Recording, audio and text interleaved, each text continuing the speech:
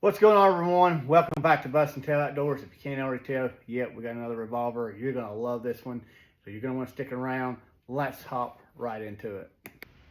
Before we get started on today's video, let's show you that we're unloaded and nothing in the cylinder. So what I had today is an Italian-made 357 Magnum. I don't know if I'm going to say the name right. The name of this company is called Armi-Olimi. They're an Italian-made company. They were imported into the U.S. by Taylor & Company. But we'll go over some of those facts of what I found out about this model because there's really not a lot on the internet. But man, this thing's super cool. It's just, to me, as nice as any Smith & Wesson. I want to put this in my carry rotation. But before I do, we got to go out and vet it with some rounds. It's a 7-shot. It's a stainless frame that's got a matte finish. Your barrel shroud is aluminum, but it is compensated. You got a 3-slot Picatinny rail up here. You got a tall front sight back here, an adjustable target sight back here, white on the front, 2 white on the back. A Cerakoted cylinder. This is double single action. Got a pretty nice walnut grip. I don't know if I wanted to ever swap these out. I don't know if like a certain model Smith & Wesson will change out with these or not. Or if I, wanted something different besides this wood. I don't know what I'm going to have to do because there's not a lot of info on these just yet. Still with being in the U.S. for about 8 months now. Like I said, I'll go over that in a minute. The double action trigger is pretty nice. I want to say it's about 7-pound pull. And to put it in single action, just pull the hammer back, and it's just right there. Other than that, this is a pretty awesome looking gun. If you see up here on the shroud though, you can kind of see where it's got like a rib, but it's not vented. But it's just on the shroud, on the barrel shroud part of it. And I don't know, mainly just for looks. But it's got this pretty wicked looking barrel nut on here, and I guess that's what holds this shroud on to the frame. But all in all, this is an awesome Italian made revolver. Super sweet. Okay, now that we've just covered some of the basics of this gun, let's kind of go over some information that I looked up and I found so that I can share with you guys. That's if you do find one of these, because I did find this used on a big website. I got to pick it up today. First of all, as of right now, in June 2026, nobody is picking these up from the Italian company. They're not being imported at the moment. I think Black Friday last year, Palmetto sold the rest of their inventory. If you go on there and look up this model, the 963 MF, you'll see a thing where it says notify me when in stock. But I don't know if they're going to pick them back up or not.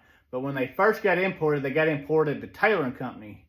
And while this one's a matte stainless, the ones that were black and green and maybe tan, whoever Cerakoted, every one of them had Cerakote. Every one of them had problems. And I think because of that, Taylor & Company sold their stock. Mainly Palmetto picked up a bunch of it, and Midway picked up some, and whoever else did, I don't know. But I can tell you this. As of right now, nobody is picking up this company, Armi-Olimi, right now.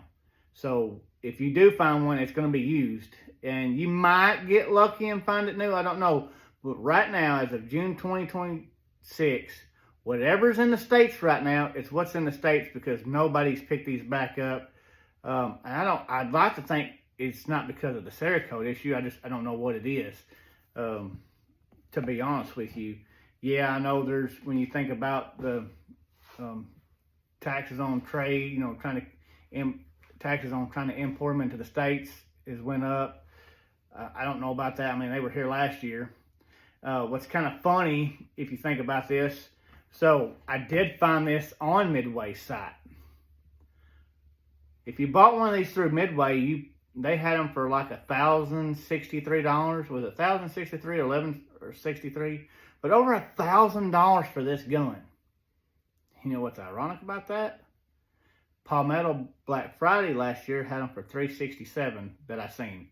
I don't really watch Palmetto's website very often. I know that it's all the time changing, but they were selling these for like $4 something, and then Black Friday last year you could pick them up for $367, while Midway was selling them for over $1,000. That just makes you go, whoa. But anyway, I did pay a little bit over $400 for this one, because whatever's in the States right now is in the States. Once again, to my knowledge right now, and I've looked up a lot of videos, and I've tried to, there's really not much research online that you can do about these. There's just not a whole lot of info about them. Still almost, a little over half a year later, there's still not much out there besides what's on YouTube. Once again, I just decided that, hey man, you just don't see this awesome quality of a revolver come around, so I decided to pick it up. And I'm gonna tell you, this thing, so far, it's not too heavy, but it feels just heavy enough. It's gonna take this thing's gonna, recoil's gonna be manageable, is what I'm trying to say on this. It's not too heavy. It's a little heavy, but not too heavy. To me, I think it's gonna be a perfect balance when you get to shoot this thing. So as I'm looking on YouTube, trying to do as much research as I can on this because I bought it, I did see one video or two videos about the hammer.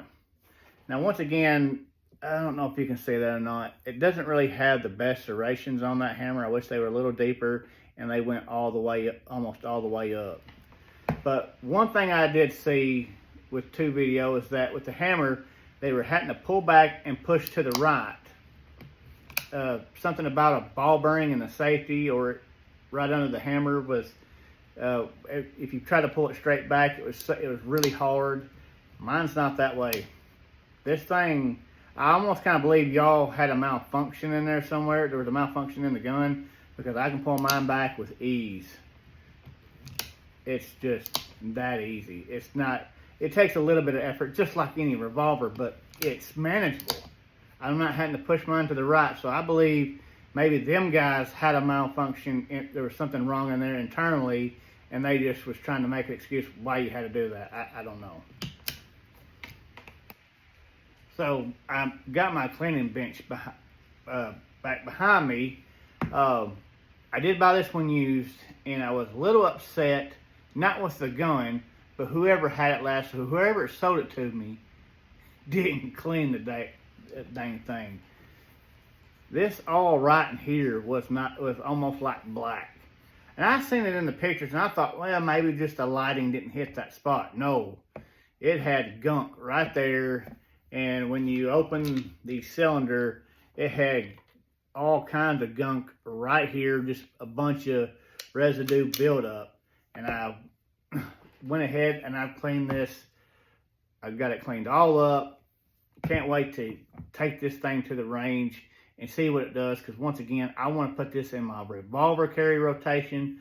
But before I do, I need to go vet it with some rounds to make sure that it's going to function like we need to. Now, I actually have a .380 revolver that I put in my carry rotation. I did vet it off camera, but it's gonna be on the range. We're gonna have it. I'm actually gonna have it in some more videos in the future.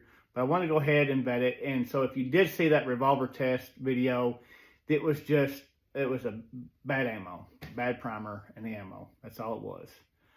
Because I picked up some new ammo and it fired every shot like it should. So I'm going to make sure that we actually have some good ammo for this when we do go out and test it. Can't wait to see what this thing really does, because once again, I think the quality of this gun beats Taurus 10-1. I think this holds up right up there to Smith & Wesson quality, as far as everything goes, in my personal opinion. Is it Smith & Wesson? No. They're good revolvers. I'm not knocking Smith & Wesson by any means, but when I can find something more in my price range that is of that good quality, you just can't. It's hard to say no to turn that down. And plus, how often do you see them with a barrel shroud that's compensated, and how often do you see a revolver with a pick rail? They do exist, but those are very expensive guns, from what I've seen. Hey guys, that's it for today's video. I would like to thank each and every one of y'all for watching today. Can't wait to get this thing on the range and vet it with some rounds to make sure it's going to do everything that I need it to do so I can put it in my carry rotation. Yeah, it's a little bit bigger, and then this is really beginning to be that time of year to where the smaller the gun, the better, especially with, it's fixing to get hot and stay hot for a while. So, but anyway, y'all stay tuned. We're going to do some testing with this. Probably going to try to do that in the next couple of days, so you're not going to want to miss out. And how do you not miss out on everything? You click that like and subscribe button, guys, to follow along. Once again, thank y'all for watching. God bless. Bust and Tail Outdoors.